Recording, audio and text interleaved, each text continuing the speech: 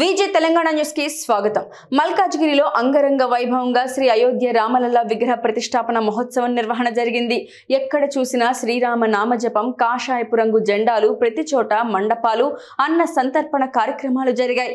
వాణినగర్లో గల శ్రీరామ ఫ్రెండ్స్ సభ్యులు కిరణ్ కుమార్, గిరి, వేణు, శేఖర్, వెంకటేశ్వర్లు, మహేష్, కిరణ్, సత్తి ఆధ్వర్యంలో మహోత్సవాన్ని ఘనంగా నిర్వహించారు।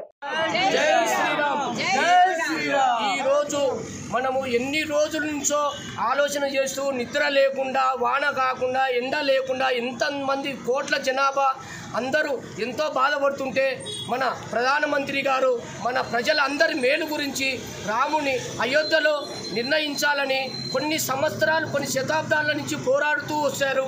ఇప్పుడు ఆ పోరాడడానికి మన ప్రజలందరికీ ప్రేమాభినందనం చూపి ప్రజలందరూ మంచిగా ఉండాలని కోరుచు 22వ తారీఖు ఈరోజు అయోధ్యలో చాలా వైభవంగా దేవుణ్ణి ప్రతిష్ఠాపన చేస్తున్నాము।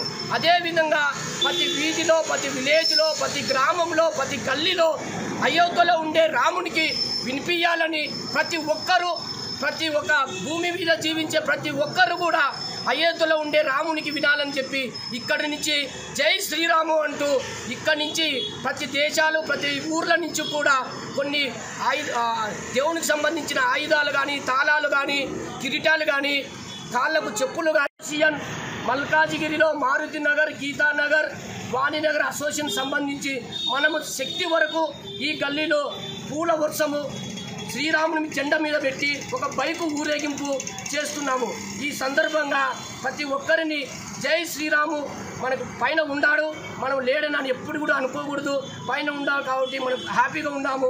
జై శ్రీరామ్, జై శ్రీరామ్, జై శ్రీరామ్।